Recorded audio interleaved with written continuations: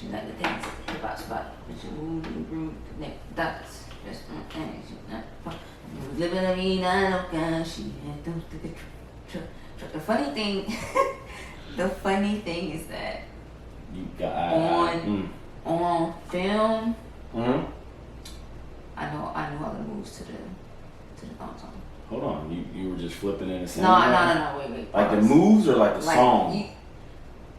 Cisco was dancing in the video. Yeah, so you were doing like backflips on the beach with that little like silver vest on and the silver velour vest. Extravagant. Where did I get a silver velour vest? I don't know what you guys had in Florida. I did not have that. You didn't have that. Okay. I did not have a silver velour vest. Okay. I had that powder blue. Joint from what was it? Damn, it wasn't South Pole probably. That South Pole joint. Definitely South Pole. I had that powder joint. Everything was powder blue for South Pole. It was crazy. And it was beautiful. But yes, I knew all of the I knew all of Cisco's dance parts to the thong song. Mm-hmm. So there was a debate about like the best ad libs in R&B, and like Casey and JoJo was up there, or Casey was up there. Cisco was up there. Who else you think? Ooh, yeah. Damn. Yeah, that's that KC. No, that's that Cisco, bro. KC too. Remember his was like that? Ooh, yeah. He was the same way. No. There's a couple other people. I can't remember who else they named on there, but there's a couple other people for like R&B ad-libs because it's such an emphasis on like hip-hop ad-libs. You know, the Migos. John B having any... I feel like not that I remember. John B. He didn't have enough. He just didn't have a long enough run. Mm-hmm. He had a long run, but he didn't have a long enough run where it was just like consistent like hits and music. Okay. He had that joint with Tupac that was super hard. Yeah. I would say like fast forward. I can't think of another one between like KC, or whoever else we just said. Cisco. But if we fast forward, Trey Songz for sure. Oh yeah. Yeah. Trey had a lot of you remember that? he was yodeling like shit.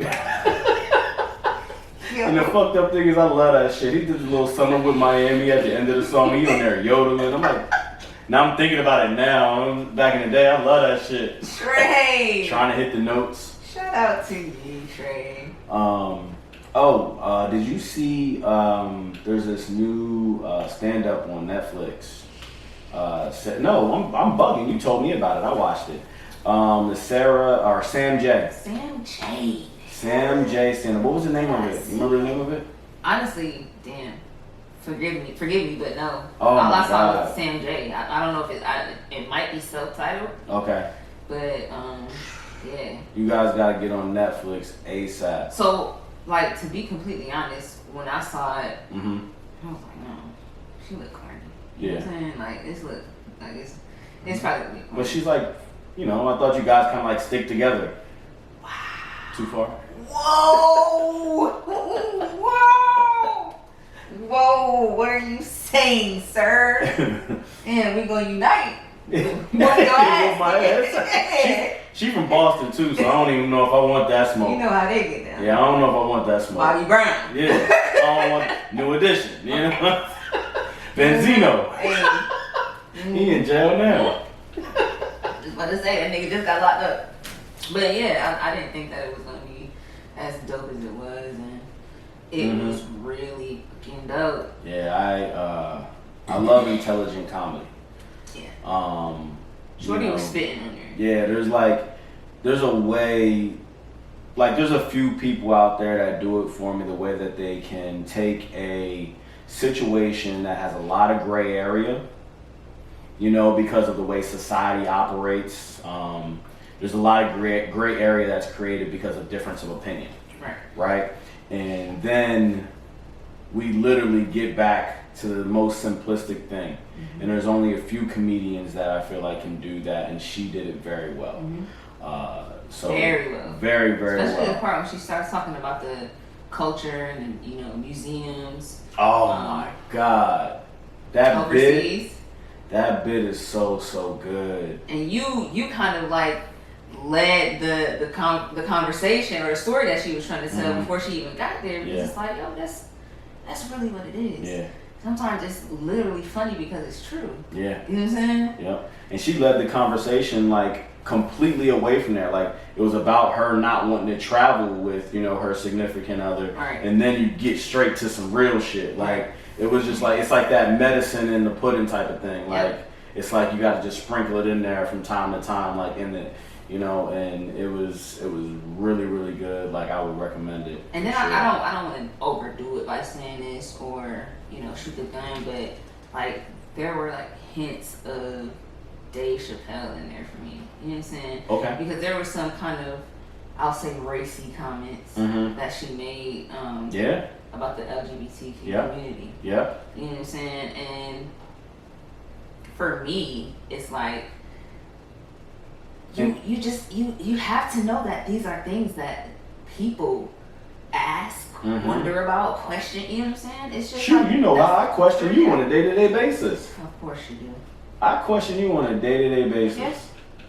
You know, like we have, I don't know, we might get to one today, but it's just like I question. You had a good one too. I question you on a day-to-day basis about, you know, like stuff like that. And I know you're not the voice for, you know, everybody in the LGBTQ community. I do it because I think it's funny and I think you're going to give me a real answer at the end of the day. Yeah. You know, and by the way, Sam J is a what would be? I would just say that she's a masculine presenting woman. Okay, and man, like it's really good, very relatable. She doesn't like use that as her crutch to get through the, you know, the stand up or anything like that. She has a lot of, you know, different topics. Definitely, it's a topic of hers. You know, but it's really good, really good. You could definitely tell though that Dave Chappelle was probably inspiration. I would say Wanda Sykes for sure is an inspiration. Of course. Wanda.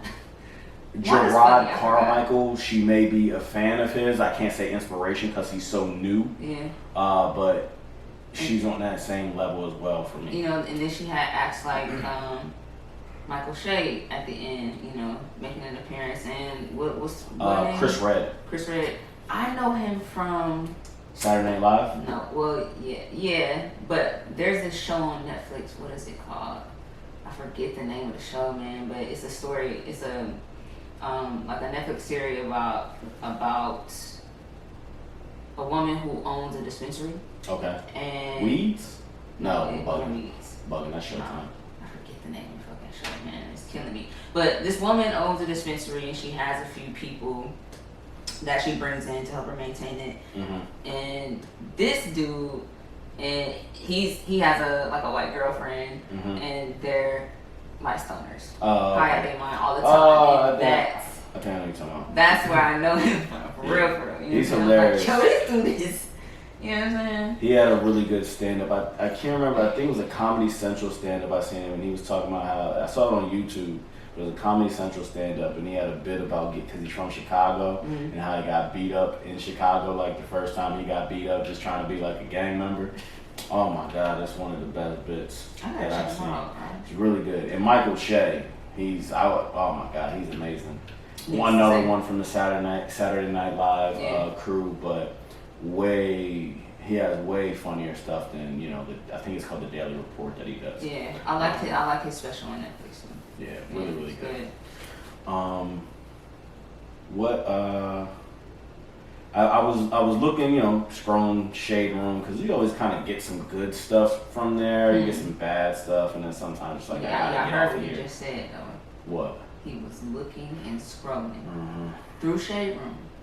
After the fact that he shaded me several times. Oh, in the comments? Not even, you know, because you know how I be. You be fighting in the comments. I don't even be fighting. Ain't no.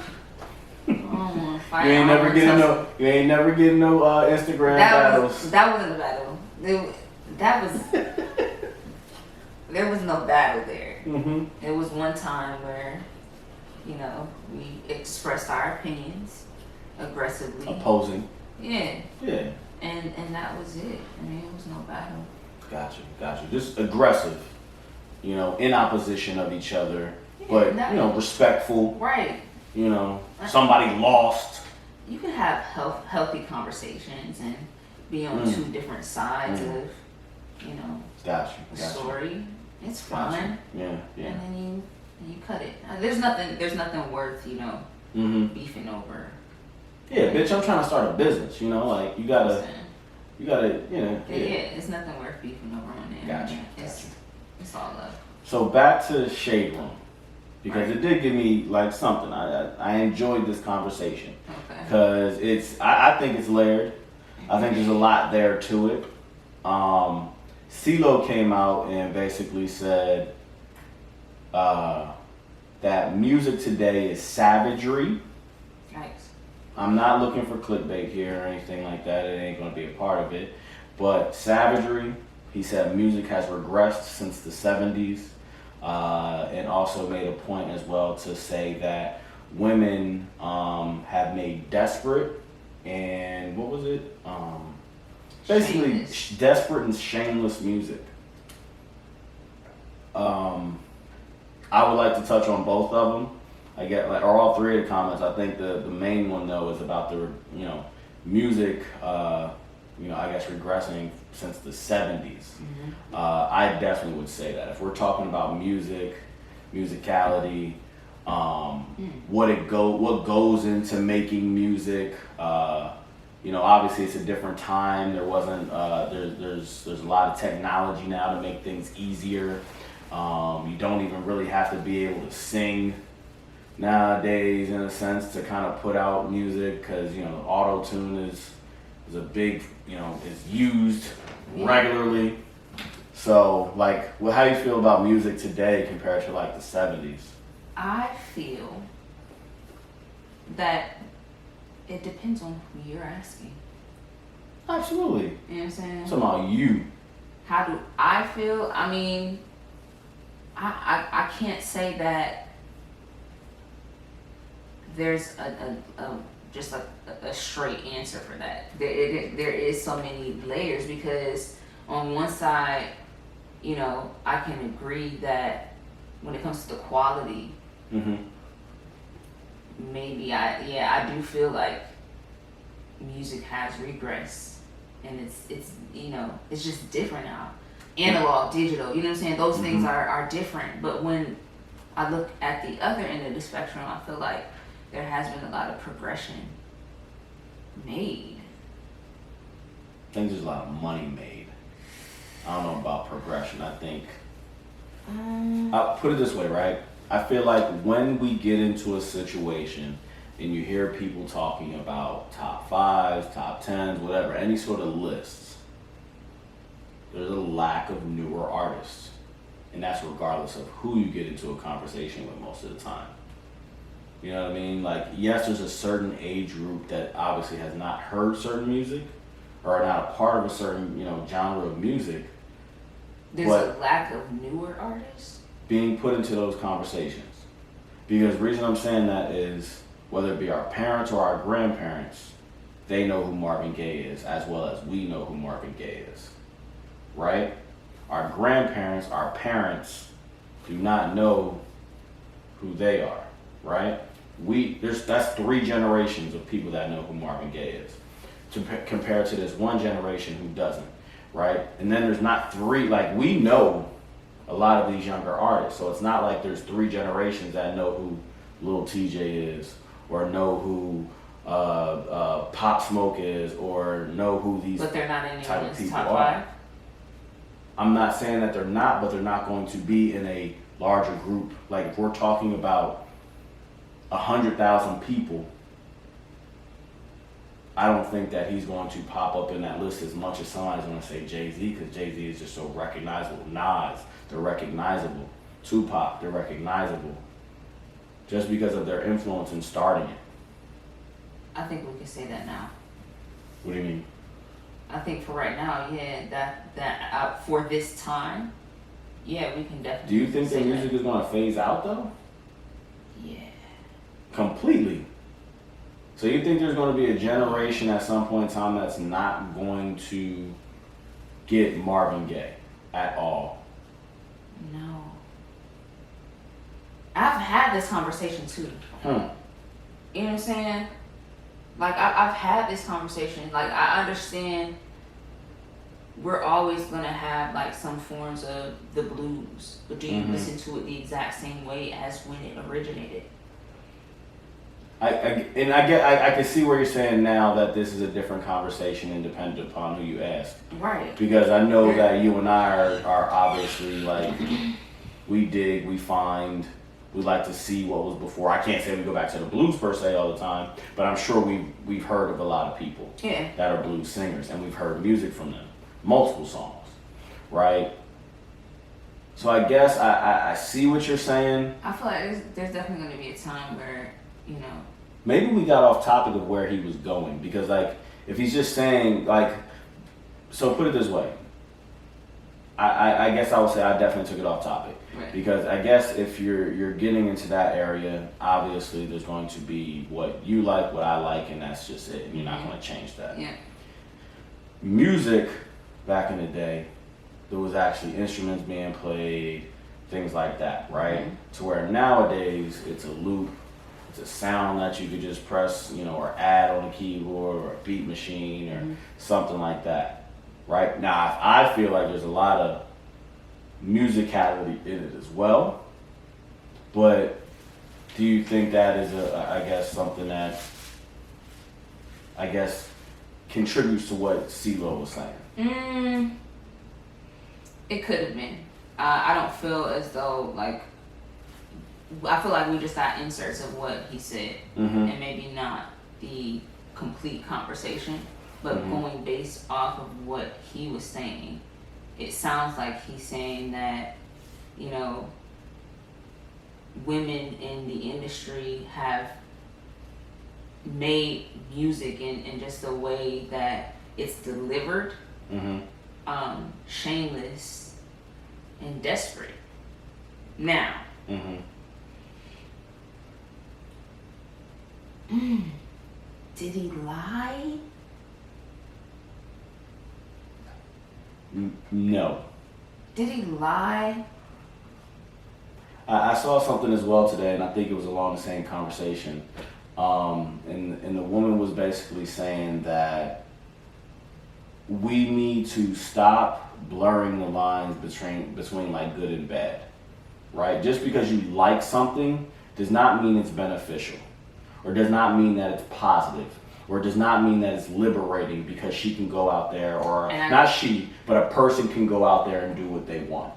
And I get you, but you have all of the rights that women have worked from since, because then you have those things that are factual that have come into play. You know what I'm saying? Like, we've had to earn women's rights. We had to earn things in this world that weren't necessarily available or accessible to us in that time period, right? Also, it was a different time, yes.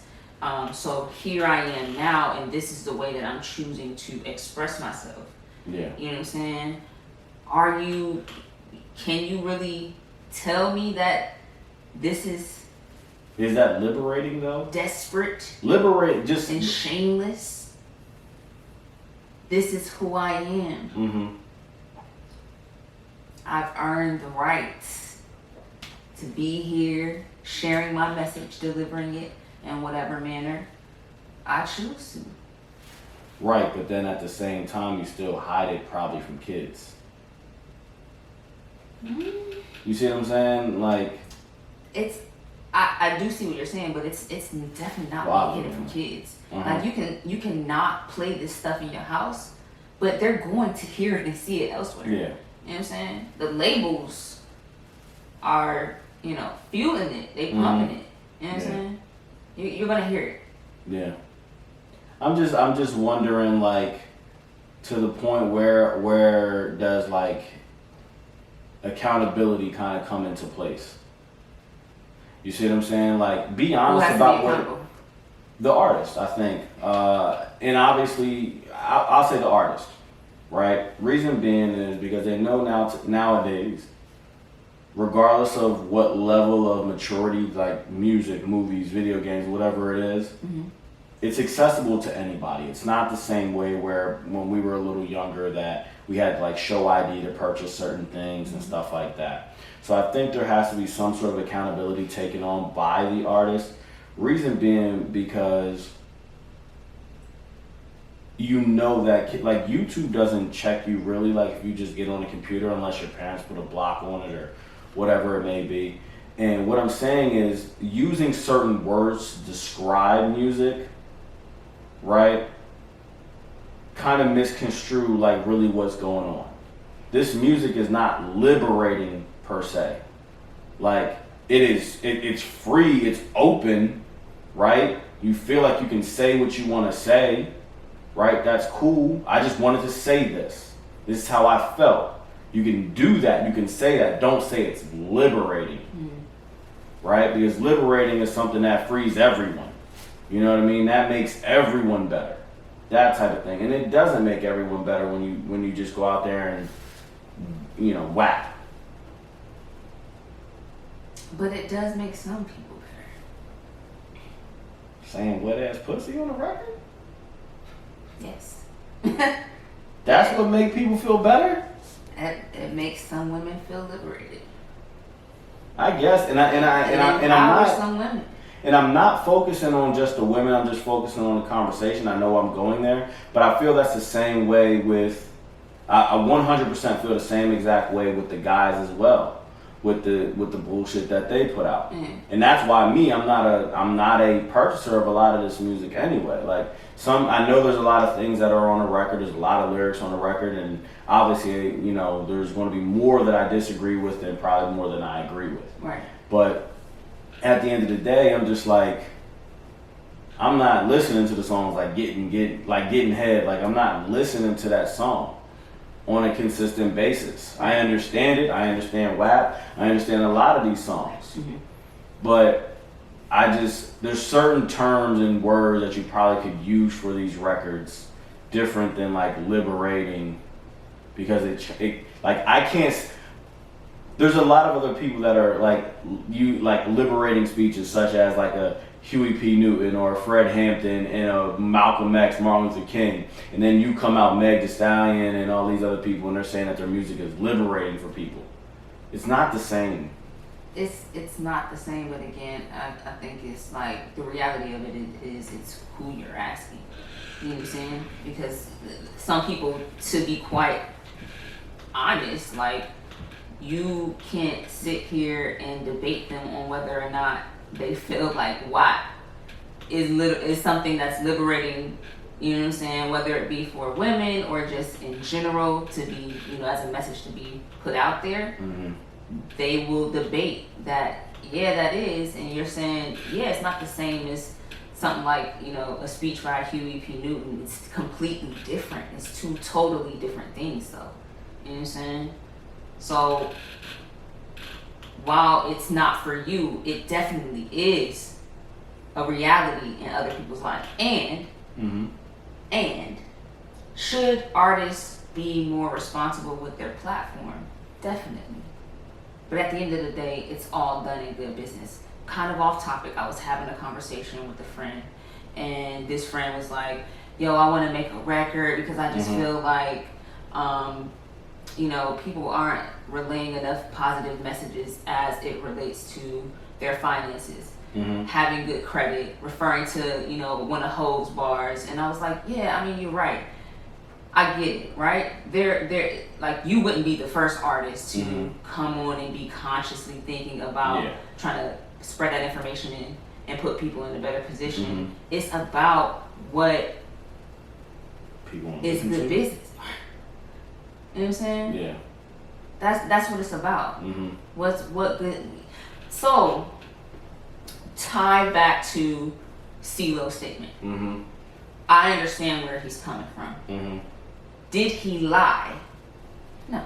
In my opinion, he did not. But you're also speaking to a different time in the music as well as the music business. Right now, what's on is popping. WAP's popping. You know what I'm saying? Moneybagg Yo. NBA young boy, popping. Yeah. Ego pop. That shit is popping. You know what I'm saying? So that's just good business, my G. There are records out here. Good business? That's just good business, my G. Okay. Good business for the record labels, right? It's good business for the artists too.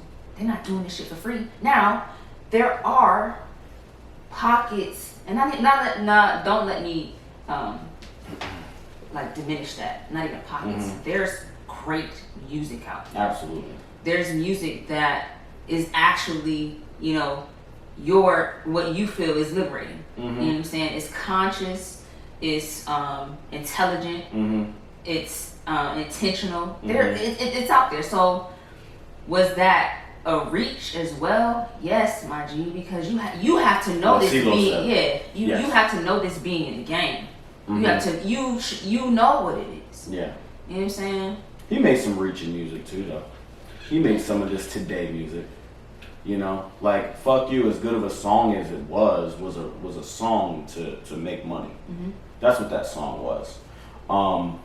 And I had a conversation about the industry and music, right?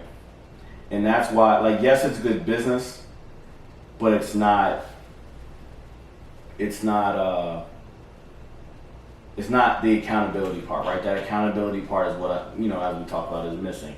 And what I've come to, at least in my eyes, the way I look at it is, it's like the reason this stuff is working now is because it's, in a sense, sometimes elementary and easy to put out, right? Like the lyrics per se, not the beat, not the all that other stuff, even though it is kind of repetitive in some situations, but you're able to knock out more of those songs on a consistent basis and beat the streets, right? With music, to where like the people that when we were coming up, such as, like it took maybe like 2 to 3 years for the next album to drop, and you may get a mixtape in between, right? So once hip hop culture really started taking over, the music industry shifted to hip hop as the new pop music. So then they started putting out all these artists. Let's just figure out what's going to work. Let's see what's going to stick. Let's see what's going to stick. And that's why we're always getting new artists every year. That's why we have a freshman, a double XL freshman.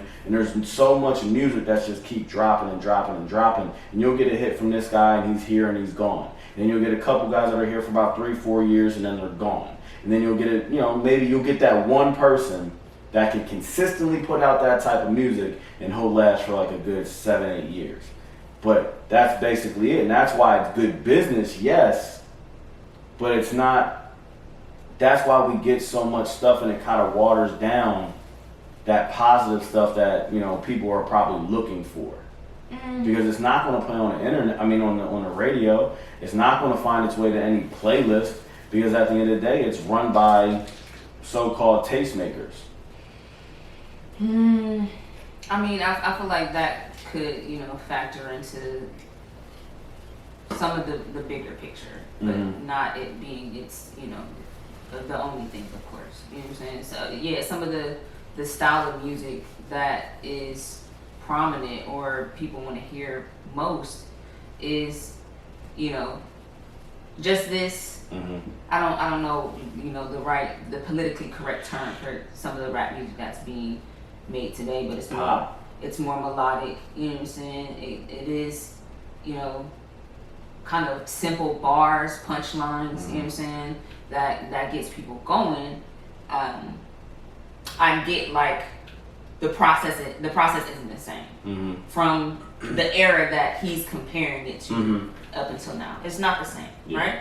But you still have really good musicians that are making the same records. You know what I'm saying? It's, to me, again, it just goes back to the type of business, people are what business you want to be in, are wanting to conduct these days. Yeah. You know what I'm saying? Yeah. And what type of business you want to be in. So it was a reaching statement. It was reaching. It wasn't a lie, but it was I agree, and I'll say the part I don't agree with, I guess, is more so the focus on the women.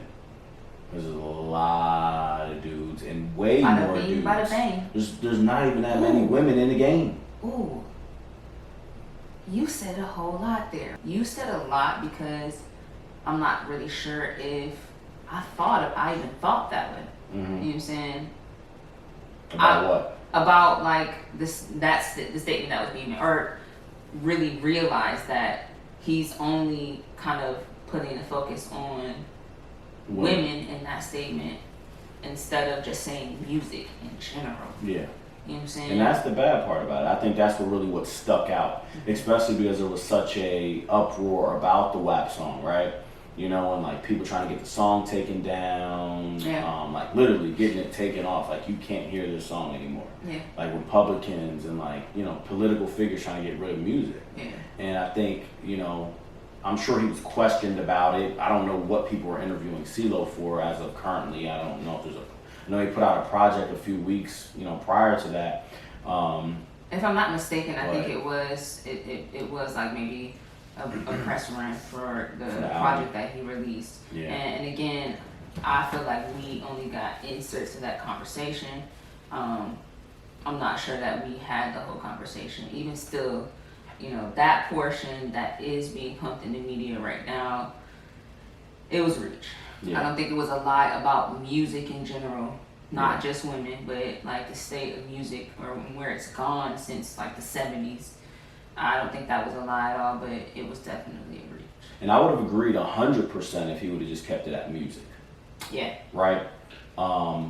Because, like I said, there's not that many women in the game for him to say that's the reason, right? And I don't think he even correlated the two. It might have been two completely separate statements. Mm-hmm. Like we said, we got bits and pieces. But as music, as a whole, I could say yes. Or at least I agree with it. I can't say that for everybody. Yeah. But for myself, I would definitely agree with it. But definitely, like, there's a lot of dudes out here. There's always been dudes out here, you know, from the beginning doing that. That came out before CeeLo and came out during with CeeLo and after CeeLo. Right. That do the same thing. So, that made desperate music. I'm thinking about it. If that's what you want to call it, there's a lot of desperate music that is out there by men. I was desperate and degrading. Yeah. Yeah. To somebody else. Yeah. You know, not even to themselves, you know, in a sense, like it's to somebody else. Like if I'm to themselves. Yeah. So another thing too, like, you know, there's, you know, this big like push for like black business, black love, just everything, like just an empowerment of black people going on, right? We've always talked about this, but this one I don't think we've ever really dove into. How do you feel, or not even how do you feel, but have you heard the conversation about like black people who date outside of their race? Yeah. Right? Okay. How is that something that you even pay attention to? No. Okay. Now let me ask you this. Can you be Black Lives Matter? Can you wear like the slogans on the shirts? Mm-hmm. Can you be at the rallies? Can you make posters? Can you only buy black and then date outside your race? Or is that kind of like hypocrisy? Yes. And here's why I say yes. Mm-hmm. Because I believe that we have to start removing color in a lot of circumstances and situations, and start addressing people as human beings. Okay. You know what I'm saying? One human being to the other. Mm-hmm. And right, wrong, good, bad. Yeah. That's how I, you know, strip things, what I strip things down to. Mm-hmm. Why can't you be pro-black and still be attracted or find love in someone who is outside of your race? Why can't that happen? So you're saying it's okay to be pro-black, you're saying, and date outside your race? Yeah. Okay. All right. Yeah. Got it. Because I mean, you are that. You should be. Mm-hmm. You know what I'm saying? Okay. Why would not you be pro what you are? Mm-hmm. And why can't you fall in love or love someone outside of your race? Yeah. I have to know like the the answers to that first. You know what I'm saying? Yeah. To really understand, like, anyone who would say, nah, that doesn't make sense, or, you know, that's stupid. Why? Now, I get, because in that conversation, dating outside of your race, what I've heard a lot was it's harder for, you know, the other race, or maybe both of you, to understand each other, because you might not necessarily have to go through or share the same experiences because of your race, right? And while I understand that, me personally, I feel like, you know, love conquers all. Have you dated outside your race? Seriously? Like, seriously? No. All right, and that's why, like, for me, like, I could definitely say that I'm going to be not as experienced in this because I never really did, right? Like, not seriously. I've never dated outside of my race. And so one thing I always liken it to is what you said, like, or at least when when I'm dating or looking to date someone, I liken it to the things that you said, because I want relatability. I want to be able to relate, you know, to that person. I don't want to just only love you, right? I want to have things in common. I want to be able to come to you with, you know, my problems, and you understand, because either you have a friend, you know, that's a guy, a black friend, or, you know, a father or a brother or whatever it may be, that you can actually correlate, you know, maybe my situation with. Not to say that's going to be the same situation, but you've heard of something similar, because maybe you know, either, you know, just there's a lot of ways that you can kind of figure that out, right? Now, I feel like in other situations, there's, you know, when dating within, you know, with black people, you also got to understand not everybody's of the same culture that you are. When it comes to black people, you could date a black person and, you know, not be pro-black, because that person may believe in something different or came up, you know, differently or whatever it may be. And kind of run into the same situations where you're not relatable with that person, right? So it's always obviously a luck of the draw when you're, you know, dating or finding, or, you know, that person that you're going to decide to either date or get married to, or whatever it may be. So it's always luck of the draw, whether it's black, white, you know, whatever it may be. But for me, I don't ever want to just simply rely on love. Because I feel like there has to, and just in my life, I need that relatability to shine probably a little harder in that situation. Let me say this. You like who you like. Yes. You love who you love. Yes. Period, right? If you find yourself in a situation where you're dating someone outside of your race, you've already established some type of relatability. Why are you even, you know, dating someone who, you know, there's a racial difference, right? Unless you found something in this person that you can relate to already. You guys have a relatability. Yeah. To speak towards, like, people, you know, who kind of lean towards that side more, or feel like, yo, we don't share the same experience, and this is coming from someone, again, who's never seriously dated outside of race.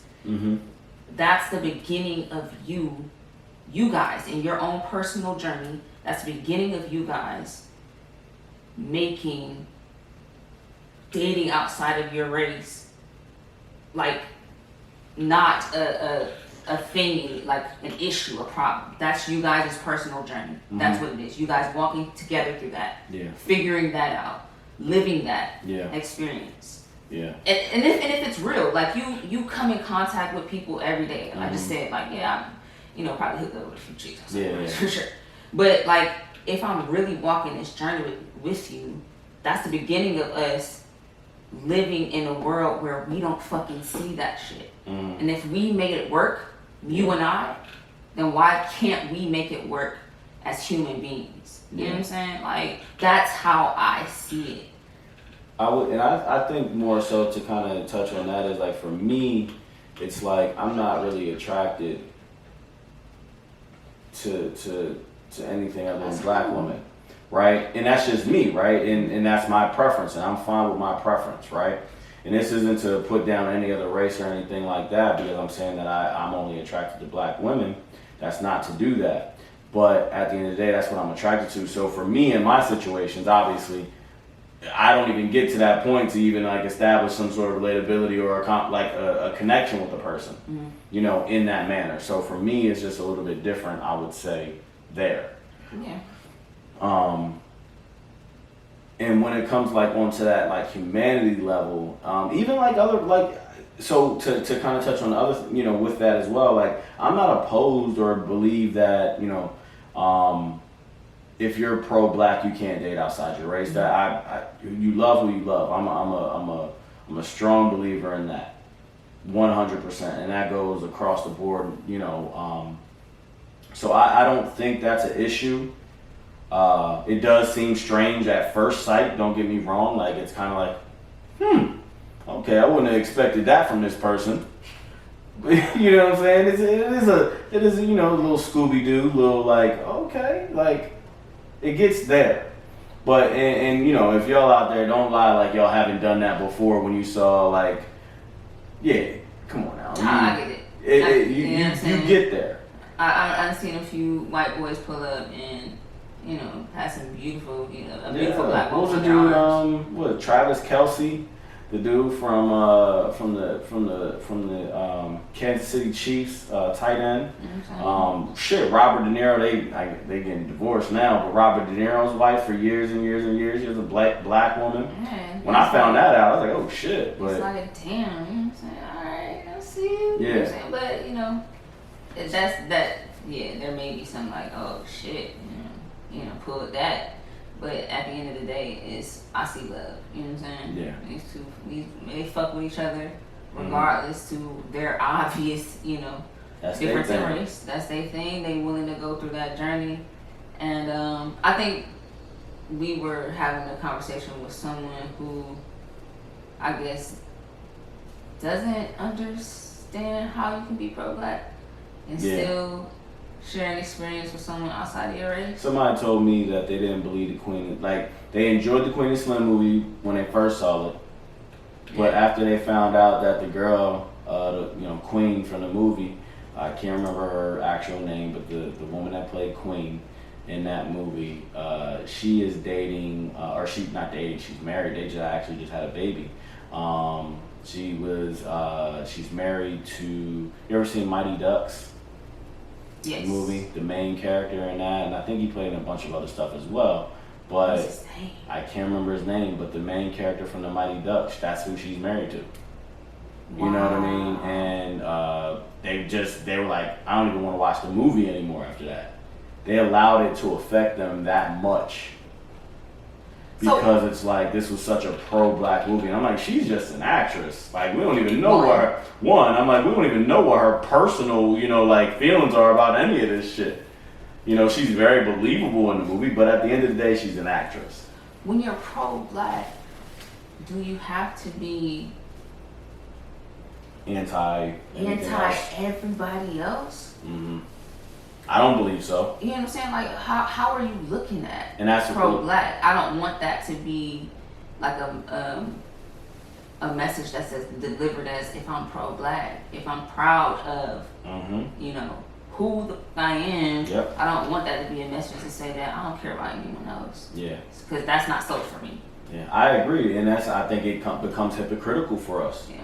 To do those things, because like we always saying Black Lives Matter or Black Power doesn't mean anti-white or anti-whatever it may be. We always say that. Right. But when situation arises, it may just be a little different, but you saying that, right, is basically saying that you're anti-white in the situation, right? I don't want to say like 100% that this, you know, person is anti everything else, but it's just hypocritical. Yeah, very. It sounds very hypocritical to me. Like I would have to have a further conversation about, you know, why you feel like that can't work. You know what I'm saying? Why you feel like these two people can't be in a situation where, you know, that works. I'm proud of who I guess on the other hand of it, would it be like that person being pro who they are, and that's okay, whatever they may be. Right. You know what I'm saying? Black power, white power. Y'all just gonna come together. How does that work? I don't think that type of relationship works. There has to be somebody in the sense that kind of just goes with it, goes with the flow. Like you can't even. I don't know. These labels are they're dangerous. Tricky. They're very dangerous. They're dangerous. They're dangerous labels. And I think that's the point, with a lot of like where we are as a society. Yeah. Right? We label ourselves things. We put labels on things that have underlying meanings that you have to basically defend. Yep. We don't even realize that. And you're defending things that you end up being you're labeled as something else now. Right? And then you're putting this sticker on you about, who you are before anybody. Like, you're allowing somebody to have a prejudice towards you before they even know you. Right. Right? And I'm very pro-black. I'm not going to lie. Like, just in general, like in my everyday life and what I do, yeah. I'm absolutely pro-black in a lot of situations. Yep. Most of the time. I'm not asking a lot of situations. All the time, I'm very pro-black. But there's a lot of there's a lot of just gray area in it, because like you said, like how does that work with like a pro-black person and a pro-white person? Can that work at all? I think that if they chose to remove the labels, you know what I'm saying? And just be humans. And kind of the negative undertones that come with either one of those statements, they will be perfectly fine. They can both be proud of being, who they are. I mean, I'm saying that, and I'm also realizing that there's a lot of people who can say, in this situation, or example, someone who's pro-white can't really be proud of who they are. But I say, yes, the fuck they can. They can be proud of being white. Yeah, they can be proud of everything that came with it. You know what I'm saying? They can be proud of the privilege that they received. They can be proud of, whatever. Like, so. And I'm going to continue being proud as fuck to be black. You know what I'm saying? And if we make that work, again, removing these labels, we don't have to address things as our society sees them or gives them to us or say that, they're supposed to be. Yeah. We are both making this work. This works for us. So it's crazy because now it just seems as though like saying black power and saying white power obviously are just terms, right? And now once again these terms are another way to separate and divide people. Right? We thought that it was empowering. And once again we were tricked and fooled. Black power was empowering. You know what I'm saying? You don't think white power is empowering? Here's the thing. Black power was empowering because of the way that it was being delivered, in the way that it was, being expressed in the underlying message at times. Because I definitely understand some of those conversations were, in my opinion, maybe as oppressing as, our oppressors tried to oppress us. If that makes sense. I feel like for a lot of conversations when black power was being used, it was being used to lift us, to encourage us, you know what I'm saying? To allow us to reflect and realize who we are. We're human beings, you know what I'm saying? We more than deserve, you know what I'm saying? Equal rights and whatever as any other human being existing deserves. But when you say white power and how we know that was used, and how that was used, what that was being used as, it was a tool to oppress. Let me say this, right? And I don't agree with what I'm about to say by any means, right? I don't respect it. I believe it's very selfish and very privilege based. But when white power was created, in a sense, they felt as though they were powerless, right? Not to say that they were, but they felt as though they were powerless, right? Just as though we felt as though we were powerless, so we created our slogan of Black Power, probably. And once again, I don't have anything on this, but say you're a slave owner, right? All you know black people as at that time is property. We are considered property, right? If somebody comes in and takes your property without you being willing to give it up, and now you have all this land, you can no longer now make a living because you can't take care of this land by yourself. You're losing money, you can't take care of your family, you're powerless, you're losing everything. White power, we want our property back. Right? At least that's how I'm looking at it if I was probably on that side. Right? And then on the black side, somebody come and take your property. Like, once again, I don't agree with what I just said. I think it's the stupidest shit ever because it's a human being that we were considering property. But that's... Black power didn't want to own someone. No. I'm not trying to oppose what black power was by any means. I'm just saying that's where their shit came from. And in a sense, it could be understandable to them. To me, it doesn't make sense at all. Because I don't either. Again, that doesn't give you a leg to stand on for me. Because we didn't want to own someone. We wanted equality. Okay. We wanted to be recognized as human beings. Put it this way then, let's remove slaves. Another situation with white power. You have people coming into your supposed country,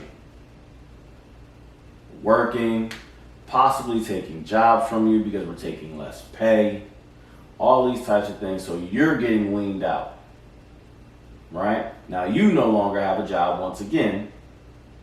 You can't feed your family, you can't do these types of things.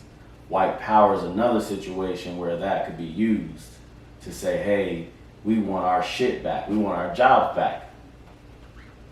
This is so wild because I'm not, and you see what I'm trying to say though? I do see what you're trying to say, but it doesn't work. It doesn't have any legs. Because we're not white. Nah, bro, because you can still, be proud of being who you are, being black, being white, and if you want to use your terms, it depends on the message, the underlying message that it holds. You know what I'm saying? You could have been white power and not fucking blew up Black Wall Street. You know what I'm saying? But that's what white power is based in. That's why it's like, yes, when we say black power is rooted in something that is in a sense considered positive, right? On our side, like we feel like because we were powerless, we didn't own anything, we didn't really have anything. So all we had was ourselves and our pride and things like that we were able to create for ourselves with the term or slogan Black Power, right? But when you have these white people, and when we're talking about the word white power or the slogan white power, right? It is rooted in obviously negativity. Yeah. So that's why I was saying, that's why we got to the question that we were like, can a white person and a black person that are, pro themselves, can they actually work? I don't think they can work because of what white power means. And that's the reason I was asking you. Yeah, they can definitely work. I just don't see that. It's not anything that's completely that are completely proud about being white. Yeah, you have. Even though white is what white is. Interracial couple is this. But they don't mean that doesn't mean that other person is pro-white. They've been together for years and years and years and years, and they're both proud of who they are. And then again, like I said before, you have to remove labels. You know what I'm saying? And you have to remove labels, and you have to understand how you guys feel and what works for you. You know what I'm saying? Like, I feel like, yes, somebody can be proud to be white. Do you feel like that's like overcompensating for the relationship then? No, how are you overcompensating for the relationship? Tell me. If I have to sit down and tell you to compromise with me about your pride in yourself. I didn't say compromise. I never once said compromise. They can both be proud to be who they are. If they have an understanding of what their pride means to one another. When I say, I don't know any interracial couple that even uses like those terms. Because I don't think they're either one of those terms.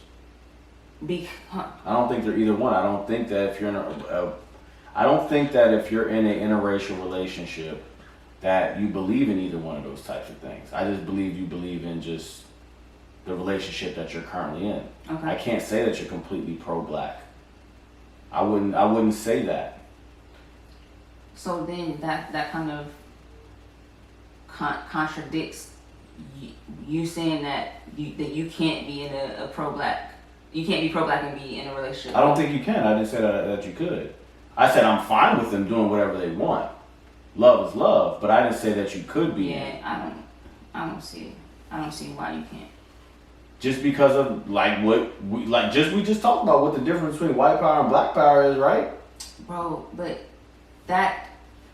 who do you allow things that have happened in history to forever define the way you're gonna live your life in the future? I'm not white. But do you allow that? I think this is a different conversation because I'm not white. It's not, because I don't have to allow. I'm saying if I dated a white woman, I wouldn't be able to look at that person. Why? Because, obviously I already said I'm only attracted to black women, but at the end of the day, if I'm in a relationship with somebody else, I know what your ancestors have done. I know these types of things. This is a fact, though. I think that's just a small way of thinking. It's a fact, though. I never said. Are we better? It's not incorrect at all. But we all know this. Mm-hmm. If you live in America and if you don't know this or you're choosing to be ignorant towards it, that's you. But again, to get to a point, man, where we're talking about humans, good, bad, we have to remove that way of thinking. You know what I'm saying? If it works for me and I choose not to subscribe to what my ancestors have done or what white power was rooted in, and I can be proud of, what I can do now and what this means in the world and, what we can do together. I'm proud of who I am. And you're proud of who you are. You also know where I come into a lot of situations and how I feel about a lot of situations when it comes to black people, right? Such as segregation and other things. I feel like we were better off in a lot of situations without it. Yes, they were taking things away from us, but we could rebuild it, right? We don't need to continue to ask for certain things, right? So when I'm looking at a person, a white person, it's just a little different, right? A little different in the way that I would look at a black person or how I would operate. It just is. And I think it's the same way with white people when they interact with black people. I don't think I'm saying anything that's completely off topic or just kind of out there, per se. We operate differently. We believe in different things. We go about things different ways. We're not taught the same things. We're taught a way that is very Western, very white, and then we also have a different way that we have to learn at home, where they're taught the same things at home. I don't think that you're saying. We're always basically having to cater to what they have, right? So it's just for me, there's a lot of situations where it just doesn't make sense. I don't think you're saying anything out of the ordinary. I think you're saying everything that, has already, been made a fact. But I just don't know if you are looking at the bigger picture. You know what I'm saying? Yeah, that's a fact. There's things that, if we're talking about black and white, because you can get into, other interracial relationships. If we're talking about black and white and using that for an example, there's a lot of things that, of course, I know that, my white counterpart may have not had to experience in their life because of their race. We both get that. but my white counterpart may not have lived through different life experiences that I have, because, you know, we're two completely different races. We both get that. That's a given. But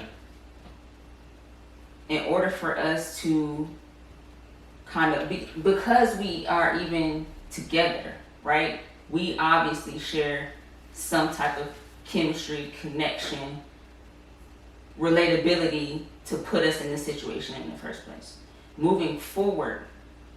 Do you think relatability is a thing that black and white people have in a relationship? At least when they first meet? I think there's attraction first. And only. It depends, I think you have to build relatability. I can relate to a certain lifestyle that you live, and that has nothing to do with color. Why do we always jump for color first? I can have been in the streets, and you can have been in the streets, and that has nothing to do with color. And we can relate with each other because we out here doing the same thing every day. But the streets are going to be different for each person, no matter where. Yes, the streets are the streets, but the streets are going to be different because it's going to be played different. The streets are going to be different based on where you live. But if I'm in the same city and on the same block as you, you're white, I'm black. We're doing some of the same things, whatever it may be. We're living the same life. We can relate to that. This happens on a day-to-day basis, and it's not the streets. So school. We go to school, right? We go to school with black and white people growing up, right? We go to the same school. We go to the same teachers. We have the same upbringing. In those schools, we eat the same food. But the outcome is always different. There's relatability, yes, but the outcome is different. I just think that it's the way that you choose to look at it. I don't know. The way that you choose to look at it could honestly be. I don't know if it's the way I look at it, though. I think it's society. I think it is. It's not. It's two different opinions. Mm-hmm. That's the difference between us really progressing. So do we want equality, or do we want to be the supreme race on any side? Do we want all to be treated as equals in this world, or do we just want to be the better race? And what's going to be the thought pattern that changes the way we see things now? When do we remove color? Yes, because of my color. Mm-hmm. I go to the same school as you. You know, we graduate same grades. You know what I'm saying? Completed the same courses. You have better opportunities than I. Because of what? Because you're white. So what are going to be the thoughts that remove color? It can either keep continuing to be. It's the continuance of us just saying that nobody's better than me. It's like, and my point is, it can continue to keep being about color, or you can remove that. If I'm being honest, the only thing that can remove that is ownership. Once again, like it has nothing to do with us changing our thought pattern, because at the end of the day, a thought pattern is not the person that's sitting on the other end of that interview table.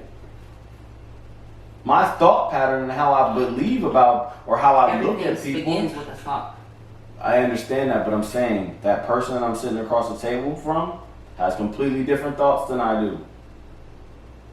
What is the thought that changes this person from separating you from a color and to a human being? Well, hopefully the way I interview. That person has to also change their way of thinking. You can be the most... But I can't change that for them. You can't, but what is my question again is, what changes? What is the thought that changes the pattern, your thought pattern, instead of considering this person white, this is just another human being that I'm attracted to and I can relate to, or whatever the case may be, that while I can still be proud, going back to what we were initially talking about, while I can still be pro who I am, proud of who I am, and be with this person. Mm-hmm. I mean, I think we're going to agree to disagree, because I don't think there is an answer. Not in today's world, because I can't say it's as simple as us believing in just the other person across that table as a human being. We've been brainwashed. This is what it is. It's not. that's like dumbing it down. It's not it's not going to be it's not going to be simple, easy. It's not going to be simple. Changing the way people think. That's a complicated task because we've been brainwashed and because we have all of these traditions. So that's why I can't just put it into a thought or an answer. It is at the end of the day. Like, how? it is. If it's not you simple, you have to be what's like you've been conditioned. We've been conditioned for a lot of fucking things that are still going on today that we don't even, like, some of us don't even realize that's just fucking conditioning. Remember when one of our homies was talking about butt breaking? Mm-hmm. You know what I'm saying? Like, some of those traumas and things, like, we've been conditioned and set up to think that way. Imagine if we can get to a space where we're generating more positive pro-life thoughts for extended periods of time. Let me be clear. It's not that I'm saying that I don't want this, right? I don't think that you are. And not you, but just people out there. I'm not saying I don't want this, and not saying that I don't interact with white people on a day-to-day basis, because I have to. I do that, right? And I do it well. Like, it's not like I'm disrespectful to anybody or anything like that. But what you like, I don't think I mean, yes, obviously everything starts from a thought. You have to think it to for it to happen, right? It has to be something that you put action towards and things like that. I'm tired of, like, the way that it's coming off to me is black people have to be, once again, be the people that come in and change the way that the world thinks. Reason being I'm saying that is because we're the ones that have to remove these things out of our lives. We aren't the ones who place these things here in our lives. We're not the one that created separation. So at the end of the day, like, we're just living in it. We're the recipients of these things. We're the recipients of all this negativity that's in the world. So at the end of the day, not at the end of the day, but I feel like the way that we have to operate is in the hands of somebody else as we live and as we currently are today, right? Without ownership, without power, without wealth. So those are the only things that are going to remove that, because that's the only thing that they, in a sense, sometimes value as equality.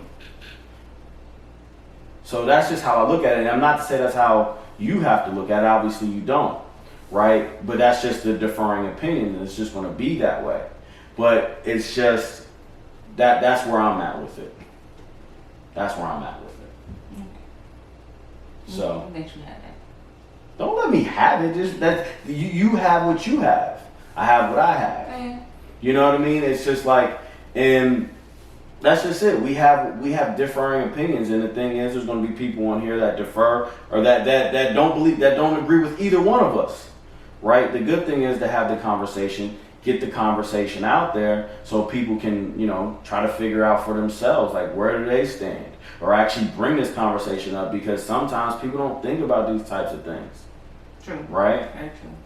And like I said, I agree with any sort of relationship. If you love that person, be with that person. I'm not going to tell you who to be with and who not to be with. I don't care enough. I'm not living your life. I'm not going to live your life. I don't plan on living your life. So at the end of the day, do what you do, love who you love, and be who you want to be.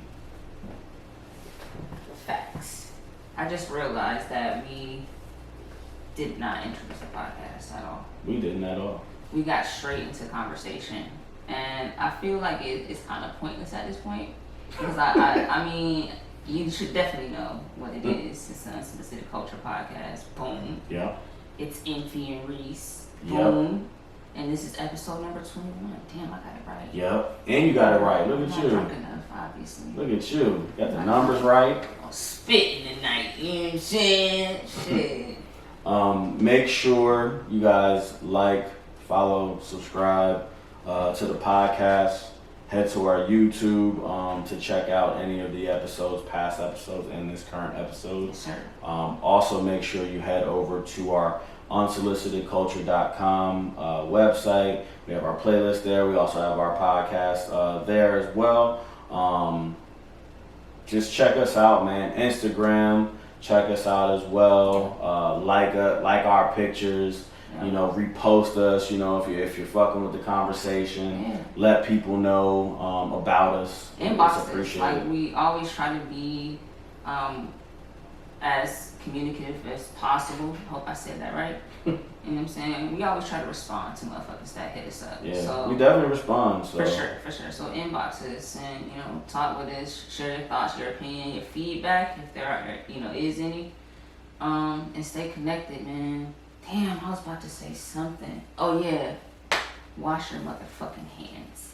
And wear your mask. No. Wear your mask. No, I see a lot of people doing this thing where it's like on their chin. It's like a chin strap. It's not a mask no more. Mm-hmm. If you're gonna do that, just take it off. Yeah, and also as well, like the nose thing where it's right here at your nose and it's under your nose.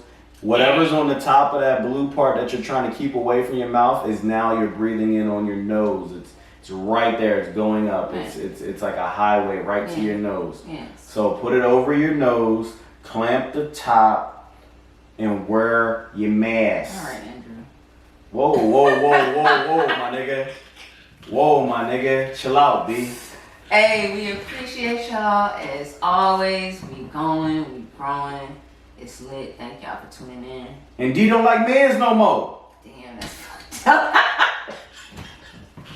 Peace. Damn.